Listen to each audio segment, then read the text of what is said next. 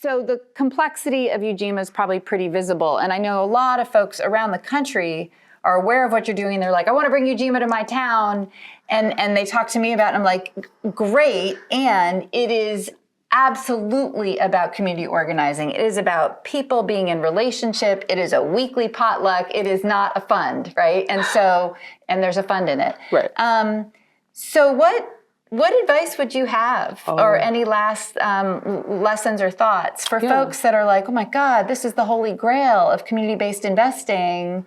You know, where do I go with it next? Yeah, I appreciate that question. So definitely one thing that I say is do not seek to replicate it to a T. It's not possible, and I think not advisable. But I do think you start with looking at where you are, who is there, and what you have. So just kind of thinking about this multi-stakeholder piece. Who's there? What are the relationships? So I do think it's important to kind of to start with that assessment. I think it's never too early to start relationship building. So one thing that I always say is I don't think you wait until you want to do something and then scramble. And again, this is why I say you don't replicate it to a T. Say, okay, well, let me get an impact investor. Let me get and try to put people together like a formula who have not been in a relationship with each other. So we didn't talk about this, but part of the origin story of Ujima is the study group that Boston Impact Initiative, Center for Economic Democracy and City Life put together.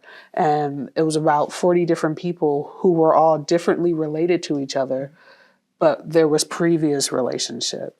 When I met Aaron and came in, there was our relationship, and there was some and previous. We got to know each other. And we got to know each other, exactly. And there were the different networks and the relationships that we brought. So I say I think I would focus on relationship building from a place of value. Again, not from a transactional place, not because you're trying to get to an end, but really because you're just going to be glad that you did it later, is one thing I would say. And then the second thing I would say is then when you're at the point where you say, yeah, we're ready to go, we want to do something. I think one of the things that made Ujima very successful early on was that we gave people something to do. So I think it's important to, and so again, when I think about the origin story, people came together around studying what it would take to start a public bank. So it was concrete, it was purposeful.